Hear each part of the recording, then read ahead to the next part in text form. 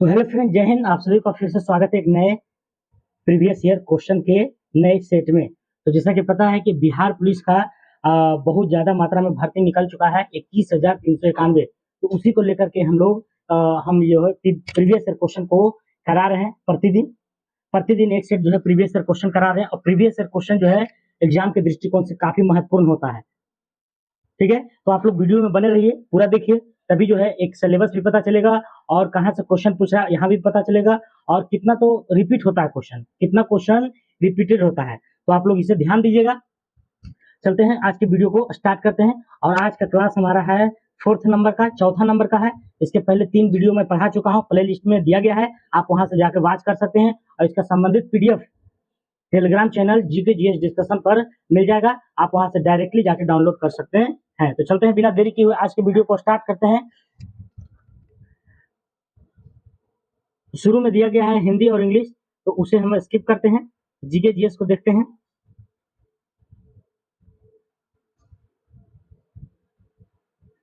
लगभग 20 क्वेश्चन से 25 क्वेश्चन आपको हिंदी, इंग्लिश और मैथ मिला करके रहता है। उसके बाद आपको जीके जीएस और 2-3 करंट अफेयर्स भी आपको देखने को मिलेगा। ठीक है,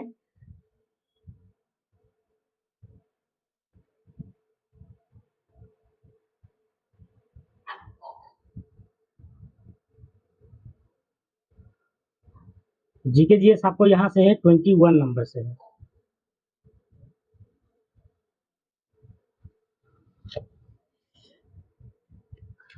तो पहला क्वेश्चन कर रहा है कि उलुंग चाय कौन से देश में उत्पादित किया जाता है। उलुंग चाय, तो उलुंग चाय किस देश में?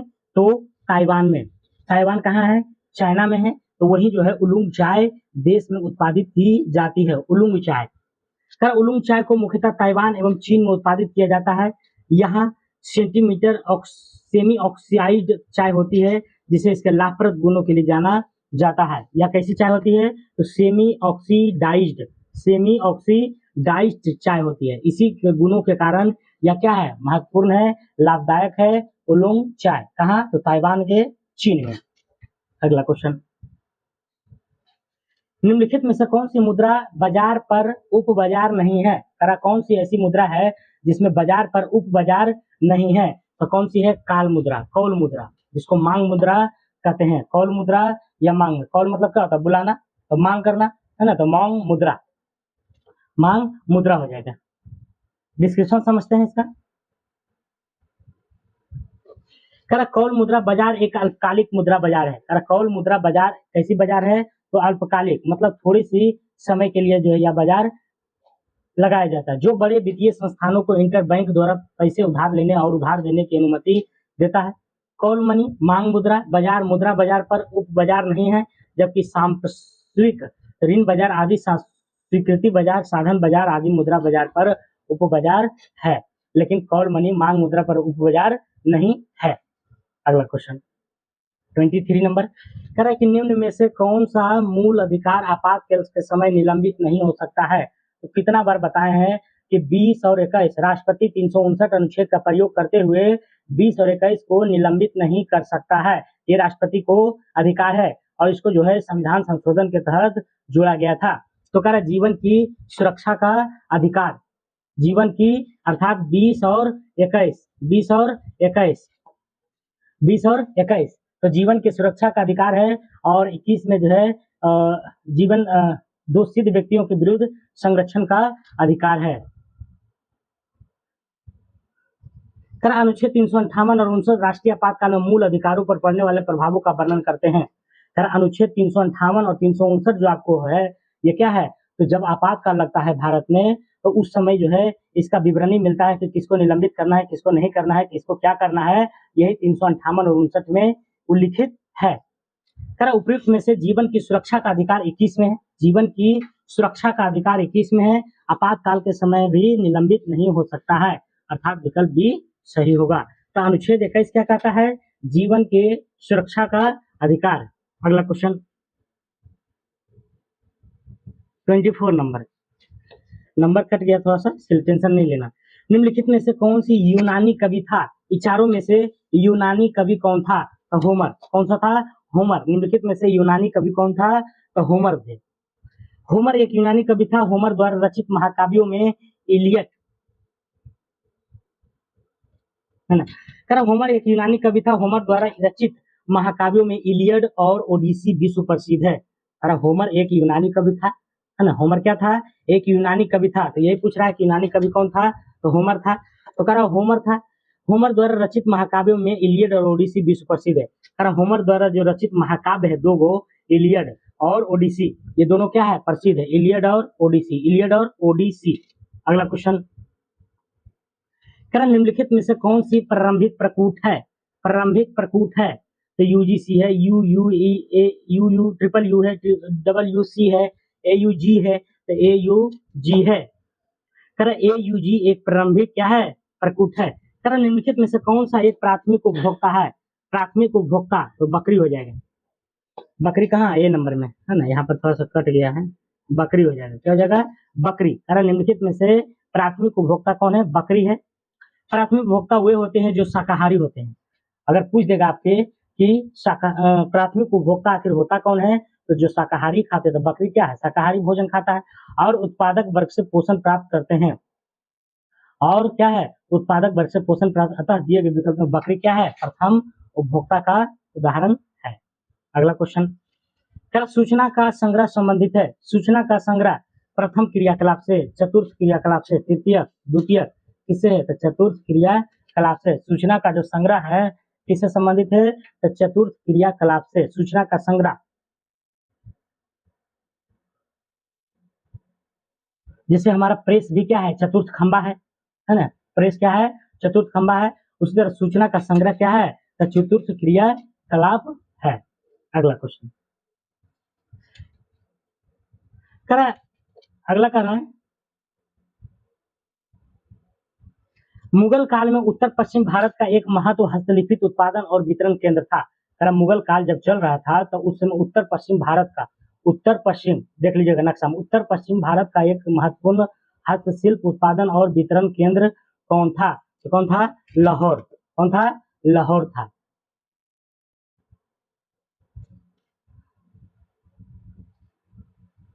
क्रम मुगल काल में लाहौर उत्तर पश्चिम भारत का एक महत्वपूर्ण हस्तशिल्प उत्पादन और वितरण केंद्र था। भारत में मुगल वंश का संस्थापक कौन था? बाबर था। और मुगल काल में लाहौर जो था उत्तर पश्चिम भारत का एक महत्वपूर्ण हस्तशिल्प उत्पादन और वितरण केंद्र था। अगला क्वेश्चन है 29 नंबर, राज्यसभा के सेवानिवृत्त होने वाले सदस्यों के संबंध में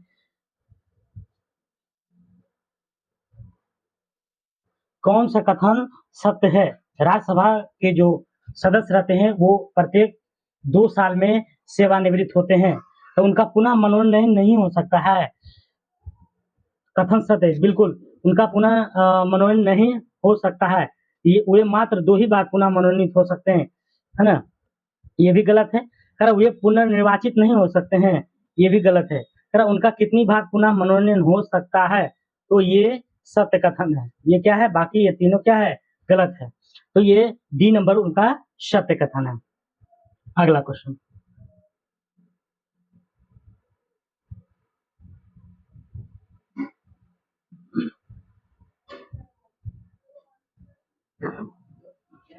राज्यसभा के सेवानिवृत्त होने वाले सदस्यों का कितनी बार पुनः मनोनयन हो सकता है? इसको याद रखिएगा आप लोग कि राज्यसभा के जो भी सदस्य होते हैं उसे कितनी ही बार मनोनयन किया जा सकता है। राज्यसभा संसद का उच्च सदन होता है। राज्यसभा क्या होता है? उच्च सदन होता है। और इसका वर्णन क्या है? तो 80 में है। अनुच्छेद, राज्यसभा का वर्णन किसमें है? अनुच्छेद 80 में है। इसके सदस्यों का कार्यकाल 6 वर्ष का होता है। इसके सदस्य का अगर कार्यकाल देखा जाए तो कितने वर्ष का होता है? 6 वर्ष का होता है। लेकिन इसके 1/3 सदस्य, 1/3 सदस्य प्रत्येक, मतलब लगभग 30% सदस्य जो है, प्रत्येक 33% उस दूसरे वर्ष सेवानिवृत्त हो जाते हैं। मतलब प्रत्येक 2 वर्षों में, है ना, 33% सदस्य यानी 1/3%, 1/3 भाग सदस्य जो है क्या होते हैं? सेवा निवृत्त हो जाते हैं। अगला क्वेश्चन,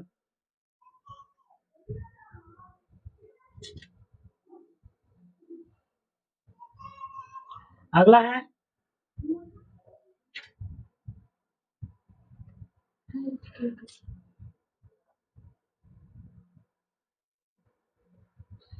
अगला क्वेश्चन कह रहा भूगोल शब्द का सर्वप्रथम प्रतिपादन किसने किया था? भूगोल शब्द का प्रतिपादन किसने किया था? तो इरेटोस्थनीज ने। किसने किया था? इरेटोस्थनीज के द्वारा। कह रहा भूगोल शब्द का प्रतिपादन साइरिन के, है ना, इरेटोस्थनीज ने किया था। अगला क्वेश्चन, केंद्र सूची के विषयों के संदर्भ में सर्वोच्च न्यायालय के क्षेत्राधिकार एवं शक्तियां का कौन सा विस्तृत कर सकता है? कह रहा केंद्र सूची के विषय के संदर्भ में सर्वोच्च न्यायालय के क्षेत्राधिकार एवं शक्तियां का विस्तार कौन कर सकता है? तो कौन करेगा? संसद महोदय। कौन करेंगे? संसद। यानी कि संसद में 3 अंग है, राज्यसभा, लोकसभा और राष्ट्रपति, तीनों मिलकर के केंद्र सूची के विषय में जो सर्वोच्च न्यायालय की शक्तियां हैं उसको समय पर विस्तार भी कर सकता है। ये अधिकार किसको दिया गया है? तो संसद को। अगला क्वेश्चन,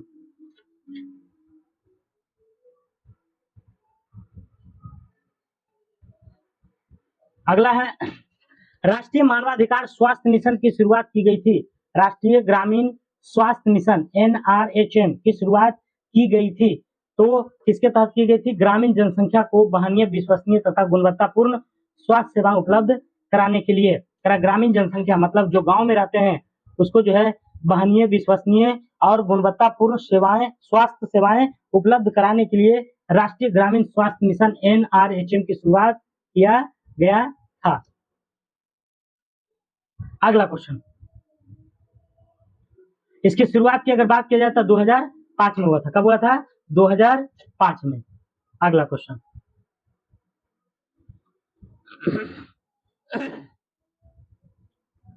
अगला कह रहा है कायांतरित चट्टाने में पतरन की क्रिया से क्या अभिप्राय है? कह रहा कायांतरित चट्टानों में पतरन की क्रिया से क्या मतलब है?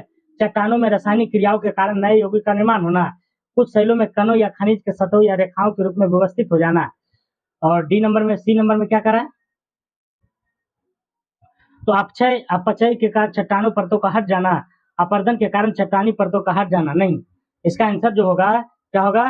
तो बी नंबर होगा। बी नंबर में क्या कहा गया है कि कुछ शैलों में कणों और खनिजों के सतहों या रेखाओं के रूप में व्यवस्थित हो जाना, ये पतरन कहलाता है। क्या कहलाता है? पतरन। अगला क्वेश्चन, भूगोल में क्रमबद्ध उपागम द्वारा परिवर्तित किया गया। भूगोल में क्रमबद्ध उपागम द्वारा परिवर्तित किया गया है तो किसके द्वारा? अलेक्जेंडर वॉन हम्बोल्ट के द्वारा। Alexander von Humboldt.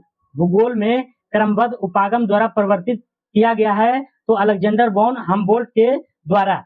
भूगोल में क्रमबद्ध उपागम की अलेक्जेंडर वॉन हम्बोल्ट द्वारा परिवर्तित किया गया था। इसके अंतर्गत अध्ययन क्षेत्र का एक पूर्ण इकाई मानकर उसके विभिन्न भौगोलिक तत्वों का क्रमागत अध्ययन किया जाता है। अगला क्वेश्चन, भारतीय संविधान के निम्न में से कौन सा अनुच्छेद के अंतर्गत नागरिक अपने मौलिक अधिकारों की रक्षा के लिए उच्चतम न्यायालय में याचिका दायर कर सकता है? उच्चतम न्यायालय की बात की जा रही है तो अनुच्छेद 32 में। अगर हाई कोर्ट में अगर करेगी तो 226 में। अनुच्छेद 226 के अनुसार नागरिक अपने मौलिक अधिकारों की रक्षा के लिए उच्च न्यायालय में याचिका दायर कर सकती है। और यहाँ क्या पूछा है? अच्छा, उच्च न्यायालय है तो उच्च न्यायालय हो जाएगा 226 और उच्चतम न्यायालय पूछता तो 32 हो जाता। ठीक है। अगला क्वेश्चन है, एक परितंत्र में अपघटन की क्रिया को नियमित करने वाला कारक है। एक परितंत्र में अपघटन की क्रिया को नियमित करने वाला कारक क्या है? तो इसका आंसर हो जाएगा ये सभी मृदा की नमीता, पर्दन की प्रकृति, ये सभी जो है क्या है? अपघटन की क्रिया को नियमित करने वाला कारक है। अगला क्वेश्चन, निम्न में से प्रमुख बहुलवादी है। प्रमुख बहुलवादी क्या है? तो लिंडसे मेटलैंड। निम्न में से प्रमुख बहुलवादी कौन है? Lindsey Maitland. अगला क्वेश्चन, कौन सा विष्णु का अवतार नहीं है? कौन सा विष्णु का अवतार नहीं है? तो दधीक्षि। बाकी मत्स्य है, कूर्म है, परशुराम है, ये सभी जो है विष्णु का अवतार है, लेकिन दधीक्षि अवतार नहीं है। अगला क्वेश्चन, भारत का राष्ट्रीय चावल अनुसंधान संस्थान कहाँ है? तो चावल कहाँ है? कटक में है। चावल कटक में है। भारत का राष्ट्रीय चावल अनुसंधान कटक के उड़ीसा में है, जबकि अंतर्राष्ट्रीय चावल अनुसंधान संस्थान फिलीपींस के लॉस बानोस लगुना में है। अंतर्राष्ट्रीय चावल अनुसंधान संस्थान फिलीपींस के लॉस बानोस लगुना में है। अगला क्वेश्चन, निम्नलिखित में से किस न्यायाधीश को जनहित याचिका का प्रवर्तन माना जाता है? जनहित याचिका का प्रवर्तक माना जाता है। किसको माना जाता है? तो पीएन भगवती को, जस्टिस पीएन भगवती। किस न्यायाधीश को जनहित याचिका मतलब जन के हित में याचिका जो है दिया जाता था, तो ये है किसके? पीएन भगवती, पीएन भगवती।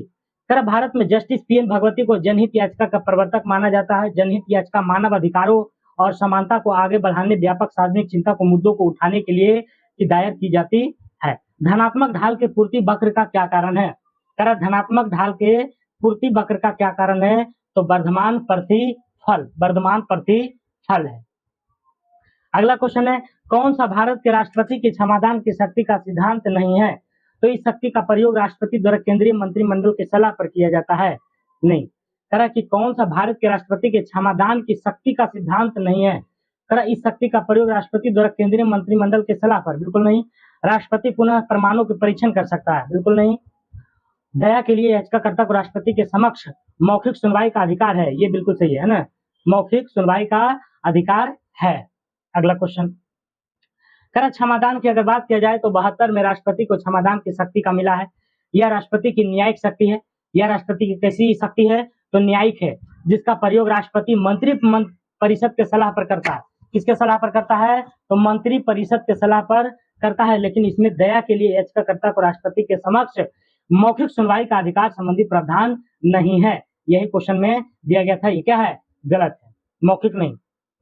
अगला क्वेश्चन, निम्न में से किस यूरोपीय जाति को इंडोनेशिया में प्रभुत्व जमाने में सफल मिली है? किस यूरोपीय जाति को इंडोनेशिया में प्रभुत्व जमाने की सफलता मिली है? तो डचों की। किसको? डच की। किस यूरोपीय जाति के इंडोनेशिया में, जब पुर्तगाली है ना ये सब आया था, तो डच जो है क्या होता है, इंडोनेशिया में जाकर के अपना प्रभुत्व जमाया था। किसने? डचों ने। डच ईस्ट इंडीज कंपनी को इंडोनेशिया में प्रभुत्व जमाने में सफलता मिली। डच पुर्तगालियों के बाद भारत में आने वाला दूसरी यूरोपीय कंपनी है। किस घटना ने अमेरिका की द्वितीय विश्व युद्ध में शामिल कर दिया था? कौन सा ऐसा घटना घट गया था जिसमें अमेरिका द्वितीय विश्व युद्ध में कूद गया? तो कौन है? पर्ल हार्बर पर जापान सैनिक का हमला। पर्ल हार्बर पर जापानी सैनिक का हमला के कारण जो है क्या हुआ था? कूद गए थे अमेरिका। अमेरिका प्रारंभ में द्वितीय विश्व युद्ध में तटस्थ देश की भूमिका था, लेकिन अमेरिका का द्वितीय विश्व युद्ध में शामिल होने का मुख्य कारण जापान द्वारा अमेरिका का पर्ल हार्बर पर हमला करना था। अगला क्वेश्चन, ये करंट अफेयर्स ये नहीं पूछेगा।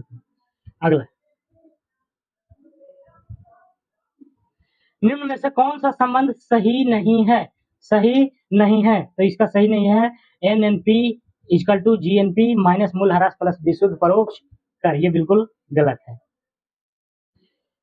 सकल राष्ट्रीय उत्पाद, जिसको GNP कहते हैं, सकल राष्ट्रीय उत्पाद अर्थात एक निश्चित समय अवधि के दौरान किसी देश या राज्य की व्यवस्था के उत्पादन के कारकों द्वारा उत्पादित सभी अंतिम वस्तुओं और सेवाओं का कुल बाजार मूल्य और विशुद्ध परोक्ष कर में से मूल्य ह्रास को घटाने पर शुद्ध राष्ट्रीय उत्पाद NNP प्राप्त होता है। अगला, 2016 सदन कृषि विपणन समिति की संख्या कितनी थी? 580। अगला क्वेश्चन,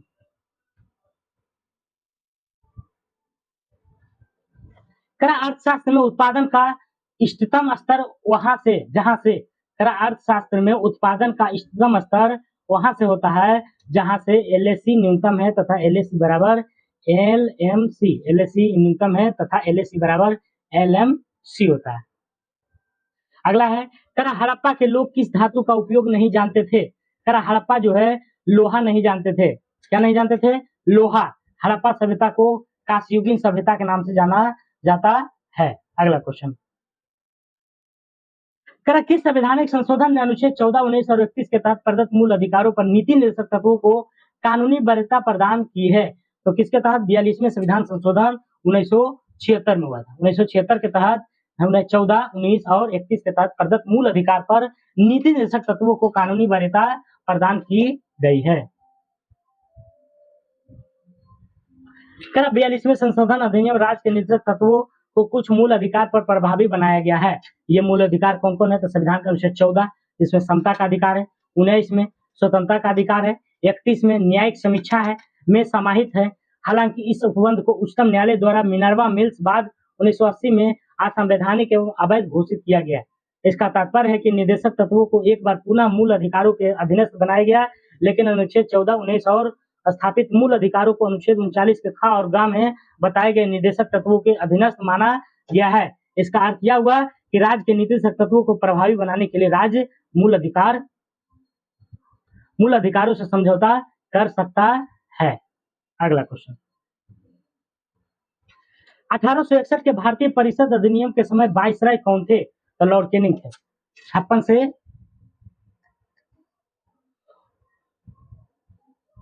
1861 में भारतीय परिषद अधिनियम के समय वाइसराय कौन थे? तो लॉर्ड कैनिंग थे। लॉर्ड कैनिंग थे। अगला क्वेश्चन, गुटनिरपेक्ष आंदोलन का पहला शिखर सम्मेलन कब और कहां आयोजित किया गया था? गुटनिरपेक्ष आंदोलन का पहला शिखर सम्मेलन कब और कहां हुआ था, ये पूछा जा रहा है।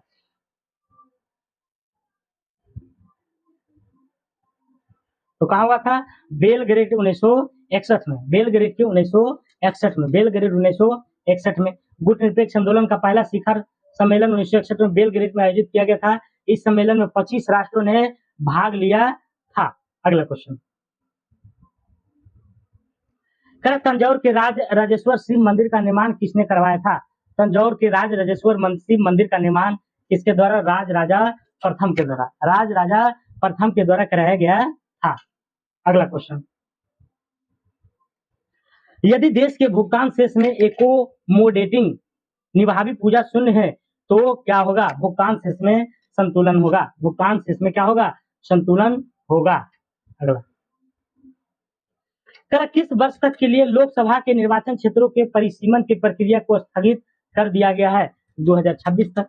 2026 तक इसको स्थगित कर दिया गया है। उसके बाद इसमें घट बढ़ होगा। और ये जनसंख्या किसके अनुसार लिया गया है? तो 1971 के तहत। अगला क्वेश्चन, सामान्यतः सर्वाधिक उपयोग में लिए जाने वाला बायोरिएक्टर क्या है? तो बायोरिएक्टर क्या है? बिलोडित हाउस बायोरिएक्टर। बिलोडित हाउस बायोरिएक्टर है। अगला क्वेश्चन, एक लेग्रांजे सेल की जब 10 ओम प्रतिरोध से जोड़ते हैं तो 0.25 एम्पियर धारा प्रवाहित होती है। यदि प्रतिरोध का मान 4 ओम कर दिया जाए तो धारा का मान 0.5 एम्पियर हो जाता है। तो लेग्रांजे सेल का आंतरिक प्रतिरोध क्या होगा? तो 2 ओम। Numerical question. अगला क्वेश्चन, कॉलम 1 और कॉलम 2 है। कॉलम 1 में क्या है?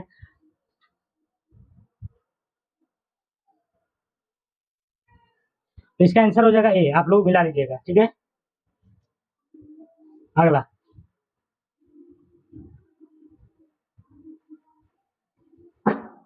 यहां पर बता देते हैं, ठीक है।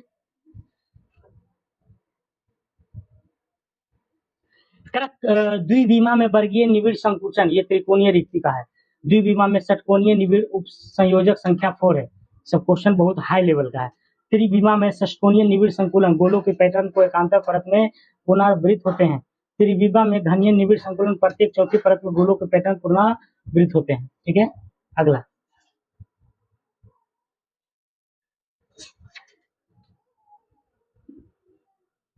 वायु के क्षैतिज संचलन से होने वाला ताप का स्थानांतरण क्या कहलाता है? वायु के क्षैतिज संचलन से होने वाला ताप का स्थानांतरण क्या कहलाता है? अभिवहन। वायु के क्षैतिज संचलन से होने वाला ताप का स्थानांतरण कहलाता है अभिवहन। अगला क्वेश्चन, एड्स रोगी में न्यून प्रतिरक्षा किसकी संख्या में गिरावट के कारण होती है? किसके कारण जो है गिरावट होती है?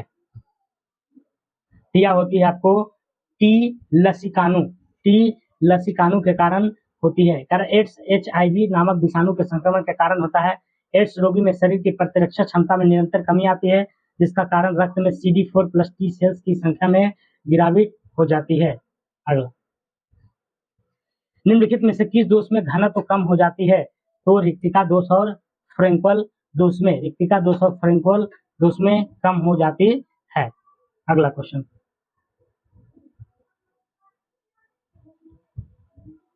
एक बार आप लोग PDF हम डाल देंगे टेलीग्राम चैनल पर, वहां से आप लोग एक बार रिकॉल कीजिएगा, ठीक है। बंसा गति के क्रोमोसोमवाद का सिद्धांत प्रस्तुत किया था किसने? तो बेवरी ने। सटन एवं बेवरी ने बंसा गति के क्रोमोसोमवाद का सिद्धांत किसने प्रस्तुत किया था? तो सटन एवं बोवरी ने। अगला, एक चक्ति की आकृति के पहिए का द्रव्यमान 2 किलोग्राम, ये भी न्यूमेरिकल क्वेश्चन है, इसका आंसर हो जाएगा 0.5 न्यूटन मीटर। अगला क्वेश्चन, करा प्लेट विवर्तनिक सिद्धांत के अनुसार रचनात्मक प्लेट सीमाओं को क्या कहते हैं? तो अपसारी प्लेट सीमाएं। क्या कहलाता है? अपसारी प्लेट सीमाएं। प्लेट विवर्तनिक सिद्धांत के अनुसार रचनात्मक प्लेट सीमाओं को क्या कहते हैं? अपसारी प्लेट सीमाएं। अगला, करा तने में कैवियम छल्ले की सक्रियता से पिच की ओर वाली कोशिकाएं हैं, क्या है? तो द्वितीयक जाइलम, द्वितीयक जाइलम। करा तने में कैवियम छल्ले की सक्रियता से पिच की ओर वाली कोशिकाएं क्या है? तो द्वितीयक जाइलम है। अगला क्वेश्चन,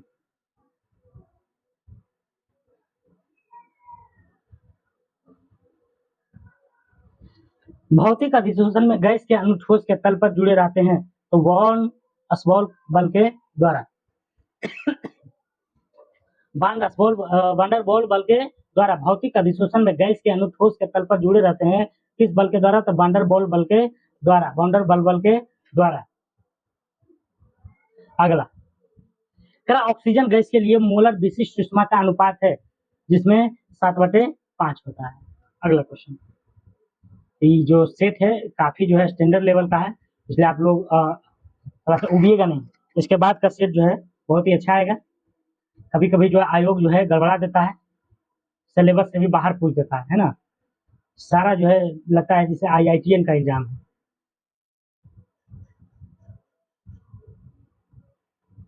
सिपाही बनने के लिए इतना हार्ड क्वेश्चन, इतना तो IAS से भी नहीं पूछता है। करा संचयी आवृत्ति वितरण का आरेख क्या कहलाता है? तो ओजाइक वक्र, ओजाइव वक्र। संचयी आवृत्ति वितरण का आरेख क्या कहलाता है? ओजाइव वक्र कहलाता है। क्वेश्चन का कोई मतलब ही नहीं है।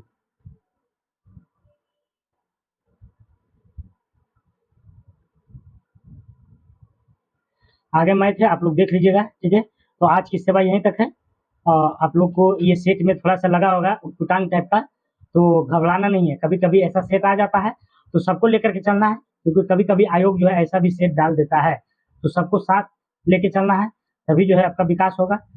तो कमेंट बॉक्स में जरूर बताइएगा कैसा लगा क्लास, और हमारे वीडियो से जुड़े रहिए। एक के बाद एक जो है प्रतिदिन हम वीडियो लाते रहेंगे, और ये वीडियो शाम में अपलोड होता है, और एक दरोगा का सेशन प्रैक्टिस चल रहा है, वो मेरा सुबह में लोड होता है। तो आप लोग कंटिन्यूटी बनाए रखिए, और नए हैं तो चैनल को सब्सक्राइब कीजिए। आज के लिए इतना ही। आप सभी को जय हिंद, जय भारत। स्वस्थ रहिए, मस्त रहिए।